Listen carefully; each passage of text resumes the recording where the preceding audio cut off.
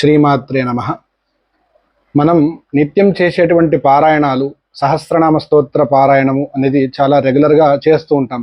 లలిత కావచ్చు, విష్ణు కావచ్చు, శివ కావచ్చు, ఇట్లా రకరకాల సహస్రనామ స్తోత్ర పారాయణాలు అందుబాటులో ఉన్నప్పుడు మనం ఏ దేవతనైతే ఉపాసిస్తామో ఆ దేవతా సంబంధించినటువంటి సహస్రనామ స్తోత్ర పారాయణం మనకు అలవాటుగా ఉంటుంది. కానీ ఇప్పుడు వచ్చిన ప్రశ్న ఏంటంటే 1000 పేర్లే ఎందుకు చెప్పాలి, 1000 కంటే ఎక్కువ తక్కువ ఎందుకు చెప్పకూడదు, అంటే ఈ 1000 పేర్లకు ఉండేటువంటి ప్రాముఖ్యత ఏమిటి అనేది చూద్దాం. ఏ సహస్రనామ స్తోత్రమైన ఏ దేవత ఆరాధన చేస్తున్నప్పుడు ఆ దేవత ఆరాధన ఉపాసన చేస్తున్నప్పుడు దాని ఫలితం సంపూర్ణంగా మనం అనుభవించాలన్నప్పుడు సహస్రనామ స్తోత్ర పారాయణంతో మాత్రమే అది పూర్తవుతుంది. అంటే ఆ దేవతారాధన మనం సంపూర్ణం చేస్తున్నామని చెప్పడానికి సహస్రనామ స్తోత్ర పారాయణం ఒక్కటే దానికి పూర్తిగా అయిపోయినట్టుగా చెప్పబడింది. అది ఋషివాక్యం. అయితే ఇప్పుడు 1000 అనేటువంటి శబ్దం మనం తీసుకున్నప్పుడు సంస్కృతంలో దాన్ని సహస్రము అంటాం. అంటే ఏ దేవత అయినా మనం ఉపాసించేటువంటి దేవత అనంత శక్తి సంపన్నమైనటువంటి దేవత. ఆ దేవతారాధనలో అనంతమైన శక్తిని మనం కొలవాలన్నప్పుడు మనం కూడా అనంతంగా కీర్తించాలి.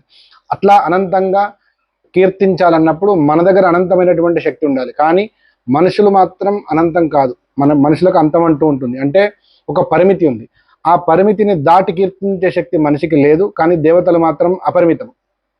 ఈ పొంతన మనం చెప్పాల్సిన వచ్చినప్పుడు ఏం చేస్తామంటే సంస్కృతంలో ఈ అనంత వాచకానికి వివిధ పేర్లు చెప్పబడ్డాయి. దాంట్లో విశ్వం, సర్వం, శతము, సహస్రము ఈ 4 శబ్దాలు అనంత వాచకాలు అనేది మహాభారతం నుంచి చెప్పబడింది.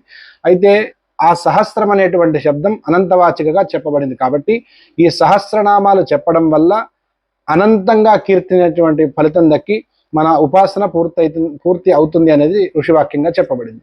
కాబట్టి ఈ 1000 పేర్లే అనే దాంట్లో ఉదాహరణకు లలితా సహస్రనామ స్తోత్రం చూస్తే ఈ లలితా సహస్రనామ స్తోత్రంలో 1000 పేర్లు చెప్పబడినా ఒక్కసారి కూడా ఆ పేరు మళ్ళీ పునరావృతం కాకుండా చెప్పబడడం ఒక చాలా అద్భుతమైనటువంటి విశేషం. అట్లా ప్రతి సహస్రనామ స్తోత్రంలో కూడా వాటి ప్రాముఖ్యత చెప్పబడింది. చివరిలో ఇంతకంటే గొప్పనైనటువంటి సహస్రనామ స్తోత్రం ఎక్కడా ఉండదు అని చెప్తూనే ఇంకా మనం ఇదే చేయాలన్నట్టుగా భావన ఉంటుంది. దానికి అర్థం ఏంటంటే ఆ దేవత ఉపాసన బలం మనకు సంపూర్ణంగా చేకూరాలంటే పూర్తిగా నమ్మాలి, నమ్మకంతో చేయాలి. అన్యదా శరణం నాస్తి అన్నట్లుగా చేయాలనేటువంటి భావనతో ఆ ఫలశ్రుతిలో ఇంతకంటే గొప్పది ఎక్కడా లేదు అని చెప్పబడుతుంది.